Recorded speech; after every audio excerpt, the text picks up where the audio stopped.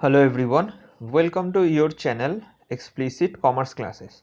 आज का जो टॉपिक डिस्कस होगा वो होगा इंटरनेशनल मॉनेटरी फंड। तो शुरू करने से पहले ये जानना बहुत ज़रूरी है कि ये इंटरनेशनल फंड मॉनेटरी फंड क्यों आया और कौन लोग लाए। तो इंटरनेशनल मॉनेटरी फंड लाया गया क्योंकि जब वर्ल्ड वॉर 2 ख़त्म हुआ था तब पूरा वर्ल्ड का जो इकोनॉमी था वो ग्रेट डिप्रेशन के अंदर चला गया था। तो इस डिप्रेशन से हेल्प करने के लिए पूरे वर्ल्ड को एक कॉन्फ्रेंस हुआ था 1944 को जुलाई में, जो ब्रेटन वुड्स कॉन्फ्रेंस के नाम से जाना जाता है। तो उसमें जो दो हेड थे, that is Harry Dexter White and J M. Keynes, तो उन लोगों ने मिलकर ये फैसला किया कि एक इंस्टीट्यूट क्रिएट होगा जिसका नाम होगा इंटरनेशनल मॉनेटरी फंड। तो ये क्या करेगा, ये करेगा जो भी कंट्रीज है जो बीओपी का जो डेफिसिट होता है और जो उसका जो एडवर्स नेगेटिव इफेक्ट होता है उससे हेल्प करने के लिए, उसको ओवरकम करने के लिए वो लोग लोन देंगे। और बहुत और भी बहुत सारे इसका फंक्शन है, तो वो हम आगे पढ़ेंगे।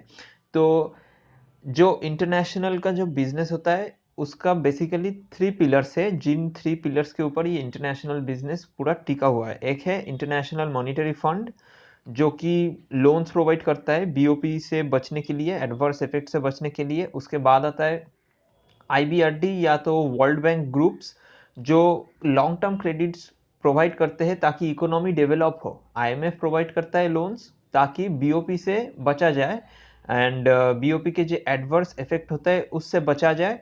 और जो वर्ल्ड बैंक के ग्रुप होते हैं वो प्रोवाइड करते हैं long term loans for the development of their economy.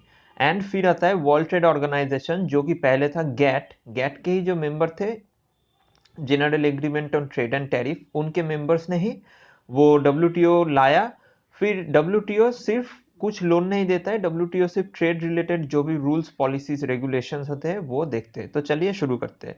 The international monetary fund is an organization of 189 member countries, each of which has representation on the IMF executive board in proportion to its financial importance. So the most powerful countries in the global economy have the most voting power. तो voting power IMF का कैसे decide होता है? IMF एक country मान लीजिए कि India, India का जो भी इम्पोर्टेंस और जो भी पावर है इंटरनेशनल ट्रेड और या वर्ल्ड बिजनेस में, उसके ऊपर बेस करके उस कंट्री का वोटिंग राइट्स दिया जाएगा, वोटिंग का पावर होगा। तो ऑब्जेक्टिव्स क्या है आईएमएफ का? To promote international monetary cooperation, to ensure balanced international trade, to ensure exchange rate stability, to eliminate or to minimize exchange restrictions by promoting the system of multilateral payments, to grant economic assistance to member countries for eliminating the adverse effect of balance of payment, and to minimize the imbalances in quantum and duration of international trade। तो यही 6 हैं जो objectives होता है IMF का। IMF का basic जो purpose होता है वो होता है, वो है actually to provide short term assistance. ये याद रखना, to provide short term assistance for protecting the countries from the adverse effect of balance of payment. ठीक है। तो हिस्ट्री, आईएमएफ कैसे आया? The IMF also known as the fund, sorry, International Monetary Fund, was conceived at United Nation Conference in Bretton Woods, New Hampshire, United States in July 1944. The 44 countries at that conference sought to build a framework for economic cooperation to avoid a repetition of the competitive devaluations that had contributed on the Great Depression of the 1930s। तो वही है, जो पूरा world का economy के ऊपर जो depression चल रहा था उससे बचने के लिए, और कुछ रिपीटेड हैबिटेट था कंट्रीज का जो कि इकोनॉमी को डिस्ट्रॉय कर रहा था, उन सभी को उन चीज़ों से बचाने के लिए ये आईएमएफ लाया गया।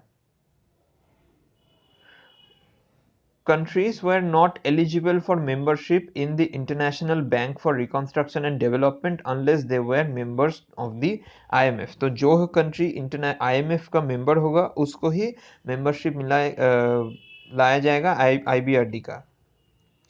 IMF, as per Bretton Woods agreement to encourage international financial cooperation, introduced a system of convertibility currency at fixed exchange rates and replaced gold with US dollar. पहले जो इंटरनेशनल ट्रांजैक्शन होता था उसका बेसिस था gold, जो कि gold standard statement में है, और ये आप लोग पढ़ेंगे फाइनेंशियल मैनेजमेंट का, इंटरनेशनल फाइनेंशियल मैनेजमेंट का एक पार्ट है, वहाँ पे ये सब पढ़ पाएंगे आप लोग कि गोल्ड स्टैंडर्ड था पहले, उसको आईएमएफ को लाकर उसको रिप्लेस कर दिया यूएस डॉलर के साथ, और जो करेंसी कन्वर्ट होता है उसके लिए ब्रेटन वुड्स एग्रीमेंट में क्या लाया गया, fixed exchange rates and replaced the gold with US dollar. ठीक है, इसके बाद आता है after the Bretton Woods system of fixed exchange rates collapsed in the 1971, the IMF has promoted the system of floating exchange rates. जो एक fixed exchange rate मतलब कि मान लीजिए डॉलर का एक एक्सचेंज रेट है और इंडियन रुपी का एक्सचेंज रेट है 50 रुपीज़ मान लीजिए डॉलर में, और डॉलर का जो वैल्यू है $1 इक्वल्स टू 50 रुपीज़, तो ये फिक्स्ड था। ये मतलब साल भर तक ये फिक्स रहता था, कोई भी चेंजेस नहीं आता था, मतलब मान लीजिए कि 10 साल के लिए ये 50 रुपीज़ पर $1 ये फिक्स्ड था। इसको 1971 के बाद आईएमएफ ने रिप्लेस कर दिया फ्लोटिंग एक्सचेंज रेट्स, मतलब कि ये फिक्स नहीं होगा, ये फ्लेक्सिबल होगा। IMF was one of the key organizations of the international economic system. Its design allowed the system to balance the rebuilding of international capitalism with the maximization of national economic sovereignty and human welfare, also known as the embedded liberalization। ये उतना important नहीं है। इसके बाद आता है in 1997, a wave of financial crises swept over the East Asia, from Thailand to Indonesia to Korea and beyond. The International Monetary Fund created a series of bailouts or rescue packages for the most affected economies to enable them to avoid default, tying the packages to the currency, banking and financial system reforms। तो basic फंडा यह है IMF का क्यों लाया गया।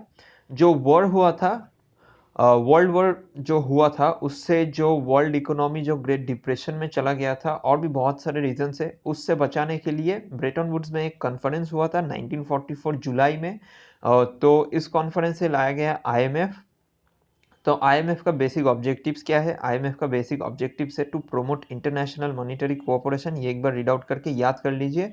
But main जो basic purpose है आईएमएफ का वो है to provide economic assistance short term to protect the countries from the adverse effect of balance of payment. History कब लाया गया, जुलाई 1944। क्यों लाया गया, बोलो क्यों लाया गया, to protect the countries, member countries from the adverse effect of BOP. Conference का नाम क्या था, ब्रेटन वुड्स कॉन्फ्रेंस। ठीक है, इसके बाद functions, provides financial assistance to provide financial assistance to member countries with balance of payment problems. The IMF lends money to replenish international reserves, stabilize currency and strengthen condition for economic growth. Countries must embark on structural adjustment policies monitored by the IMF। तो IMF का जो functions होता है उसमें से एक है, basic तीन फंक्शंस होता है, उसमें से पहला है to provide financial assistance.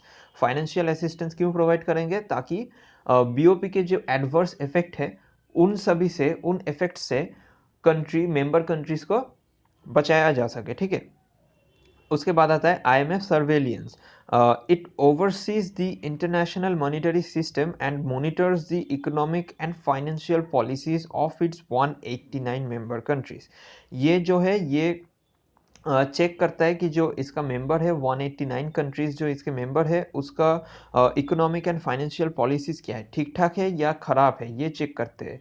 As part of this process, which takes place both the global level and in individual countries, the IMF highlights possible risks to stability and advises on needed policy adjustment। उसके बाद है capacity development। It provides technical assistance and training to central banks, finance ministries, tax authorities and other economic institutions This helps countries raise public revenues, modernize banking system, develop strong legal frameworks, improve governance and enhance the reporting of microeconomic and ये जो 3 function है ये एक बार read out कर लीजिएगा। Main जो part है वो उस इससे पहले का था, ये एक बार रीड आउट करके जस्ट मतलब याद रख लीजिए, जस्ट एक बार रीड आउट। और इसका जो 9 फंक्शनल डिपार्टमेंट्स है ये बहुत इंपॉर्टेंट है, यहाँ से क्वेश्चन आता है। आईएमएफ का फंक्शनल डिपार्टमेंट्स है 9, जो कि है finance department, physical department, monetary and capital market department, legal department, strategy policy and review department, statistics department and research department. ये सब इंटर रिलेटेड है एंड ये बहुत ही इंपॉर्टेंट है। इसके बाद आता है governance. Board of Governors, it consists of one governor and one alternate governor for each member country. Each member country appoint its 2 governor. मान लीजिए इंडिया मेंबर है, तो इंडिया का 2 गवर्नर होगा जो कि इंडिया को रिप्रेजेंट करेगा। 2 एक ऑल्टरनेटिव होता है, एक का एक ऑल्टरनेटिव होता है। उसके बाद it is responsible for electing और अपॉइंटिंग एग्जीक्यूटिव डायरेक्टर्स, हाँ executive directors to the executive board, approving quota increases, special drawing rights allocations, admittance of new members, compulsory withdrawal of the member, amendment to articles of agreement by law. Board of Governor is advised by 2 ministerial committees, the International Monetary and Financial Committee and the Development Committee। ठीक है, तो IMF का जो governance होता है, each member country 2 governor choose करेंगे, एक के ऑल्टरनेटिव में एक आएगा। उसके बाद कौन आता है, उसके बाद आता है ये गवर्नर्स क्या करेंगे, ये गवर्नर्स करेंगे इलेक्टिंग और appointing executive directors of the IMF, approving the quota increase और डिक्रीज। कोटा क्या होता है वो भी आगे हम पढ़ेंगे। कोटा इंक्रीज और डिक्रीज ये गवर्नर सिलेक्ट करते हैं कि इंडिया का कोटा क्या रहेगा, क्या वो इंक्रीज होगा या डिक्रीज होगा, या इसका स्पेशल ड्राइंग राइट्स जो एसडीआर होता है वो एलोकेशन क्या होगा, न्यू मेंबर्स का एडमिशन के लिए जो भी होगा ये सब। उसके बाद ये board of governors are advised by 2 ministerial committees. जो बोर्ड ऑफ गवर्नर्स होता है वो भी एडवाइस लेते हैं कहाँ से, 2 मिनिस्टेरियल कमिटीज से। ये मिनिस्टेरियल कमिटीज कौन कौन है, international monetary and financial committee and development committee. Board of governors of the IMF and the world bank group normally meet once a year during the IMF World Bank annual meeting to discuss the work of their respective institutions. Ministerial committees. The Board of Governors is advised by 2 ministerial committees, that is International Monetary and Financial Committee and उसके बाद आता है development committee. तो एक बार देख लीजिए कि गवर्नर्स कौन होते हैं। आईएमएफ में जो गवर्नर्स होगा वो 1 या 2 अपॉइंट होगा from each country, 1 is the alternative of another. तो गवर्नर्स क्या करेंगे, ये करेंगे कि अपॉइंटिंग फॉर न्यू मेंबर्स, उसके बाद जो कंट्री का जो कोटा है क्या वो इंक्रीज होगा या डिक्रीज होगा वो, उसके बाद क्या करते हैं एसडीआर का क्या एलोकेशन रहेगा, अमेंडमेंट्स टू द आर्टिकल्स क्या रहेगा। लेकिन गवर्नर्स जो होते हैं वो भी एडवाइस लेते हैं, लेकिन कौन से एडवाइस लेते हैं, जो जिन लोगों से एडवाइस लेते हैं उनको हम बोलते हैं मिनिस्टेरियल कमिटीज। ये कमिटी 2 तरह के होते हैं, एक है international monetary and financial committees and development committee. आगे देखते हैं international monetary and financial committee, it has 24 members drawn from the pool of 189 governors। 189 governors कहाँ से आएगा, क्योंकि 189 मेंबर्स है, एक कंट्री एक गवर्नर को सिलेक्ट करता है और एक ऑल्टरनेटिव को रखता है। तो 189 का 189 गवर्नर्स, इन सभी गवर्नर्स के अंदर से 24 मेंबर्स ड्रॉ किया जाता है ताकि वो लोग गवर्नर को मतलब एडवाइस कर सके। ठीक है, it discusses the management of the international monetary and financial system. It also discusses proposals by the executive board to amend the articles of agreement and any other matters of common concern affecting the global economy। तो sum up क्या होगा, India का एक governor है। Total IMF में कितने member countries है? 189। तो टोटल गवर्नर कितने हो गए? 189। गवर्नर्स क्या करते हैं कि इंडिया का, मान लीजिए इंडिया का गवर्नर क्या करेगा आईएमएफ में, इंडिया का कोटा क्या होगा, एसडीआर एलोकेशन क्या होगा, मेंबर्स अपॉइंट क्या होगा, ये सब। उसके बाद गवर्नर्स जो होते हैं वो लोग किन से एडवाइस लेते हैं? जिनसे लेते हैं उनको बोलते हैं हम ministerial conference, sorry ministerial committees. So ministerial committees में क्या होता है? International monetary and financial committee आता है। यहाँ पे 24 मेंबर्स होते हैं। कहाँ से ये 24 मेंबर्स आता है? ये आता है 189 जो गवर्नर्स होते हैं उसके अंदर से 24 मेंबर्स को ड्रॉ किया जाता है। ये 24 मेंबर्स क्या करेंगे? गवर्नर्स को एडवाइस करेंगे। उसके बाद common concern affecting the global economy, इसके ऊपर भी एडवाइस करेंगे। इसके बाद जो सेकंड कमिटी होता है जिनसे गवर्नर्स एडवाइस लेते हैं वो है development committee. It is a joint committee, 25 members of board of governors of IMF and world bank, tasked with advising the board of governors of the IMF and World Bank on issues related to economic development in emerging market and ये जो governors होते हैं इनको market related जो emerging trends होगा economy में, economy के अंदर जो हालचाल है, इन सभी के बारे में कौन एडवाइस करेगा? वो करेगा डेवलपमेंट कमिटी। उसके बाद आता है executive board. It is 24 member executive board elected by the board of governors, मतलब कि वो 189 जो गवर्नर्स है वो लोग अपॉइंट करेंगे एग्जीक्यूटिव बोर्ड को। It concludes the daily business of the IMF and exercises the powers to delegate it to it by the Board of Governors and power conferred on it by Articles of Agreement. The board normally makes decision based on consensus, but sometimes normal votes are taken. Votes of each member equal to the sum of its basic votes, equally distributed among all members and quota based votes. उसके बाद आता है IMF management. IMF's managing director is both chairman of the IMF executive board and the head of the IMF staff. The managing director is appointed by the executive board by voting or consensus. तो आज का जो video होगा ये यहीं तक होगा। इसके बाद जो पार्ट 2 आएगा आईएमएफ में, उसके अंदर आईएमएफ का मेंबर, एसडीआर का जो कोटा होता है वो कोटा कैसे होता है, उसके बाद आईएमएफ जो हेल्प करते हैं एक्सटेंडेड फंड फैसिलिटी, पीआरजीएफ एटसेट्रा, वो डिस्कस होगा। तो एक बार क्विक रिवाइज कर लेते हैं कि क्यों आया आईएमएफ, क्यों लाया गया। ग्रेट डिप्रेशन जो इकोनॉमी में था, वर्ल्ड इकोनॉमी में, उससे बचने के लिए एक कॉन्फ्रेंस हुआ था ब्रेटन वुड्स में 1944 को। उसमें आईएमएफ आया। क्यों लाया गया? To provide short term assistance to the member countries to avoid BOP disequilibrium. ये ऑब्जेक्टिव्स एक बार देख लीजिएगा, 6 ऑब्जेक्टिव्स है। बेसिक ऑब्जेक्टिव वही है कि बीओपी के एडवर्स इफेक्ट से बचाया जाए। तो हिस्ट्री क्या होगा? हिस्ट्री बहुत ही आसान है, एक बार देख लीजिएगा। आसान क्योंकि क्यों लाया गया, 1944 में आया, वही बात है क्यों लाया गया, कौन लाया, बस यही हिस्ट्री और कुछ नहीं है। ये 2 पॉइंट्स, लास्ट का 2 पॉइंट्स उतना इंपॉर्टेंट नहीं है। उसके बाद आता है फंक्शंस। बेसिक 3 फंक्शंस होते हैं। एक होता है प्रोवाइड्स फाइनेंशियल असिस्टेंस। क्यों फाइनेंशियल असिस्टेंस प्रोवाइड होगा? वही बात है, बीओपी का एडवर्स इफेक्ट से बचने के लिए। आईएमएफ सर्वेलेंस का काम क्या है? इसका काम है कि financial policies, economic policies of the member countries are good enough, at a check, these are checked by the IMF surveillance. इसके बाद कैपेसिटी डेवलपमेंट, ये उतना इंपॉर्टेंट नहीं है, बस ये 3 नाम। और उसके बाद ये जो नेम्स है फंक्शनल डिपार्टमेंट्स का, ये आप लोग याद कर लेंगे क्योंकि इसमें क्वेश्चन आता है कि नेम मतलब कि वो मैच द वर्ड्स और मैच द कॉलम्स यहाँ पे आ जाता है। उसके बाद गवर्नर्स, तो ये गवर्नेंस बहुत ही इंपॉर्टेंट है। गवर्नेंस में कौन आता है? Board of governors. Board of governors, एक गवर्नर होगा एक कंट्री से और एक ऑल्टरनेट होगा। इन लोगों का काम क्या है? अप्रूविंग द कोटा इंक्रीज और decrease of the country and SDR allocation, appointment of the new members etcetera. एक बार देख लेंगे।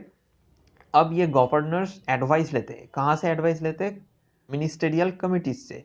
ये कमिटी कौन कौन है? एक है international monetary and financial committees and development committee. International monetary and financial committee कहाँ से आता है? जो 189 मेंबर्स है।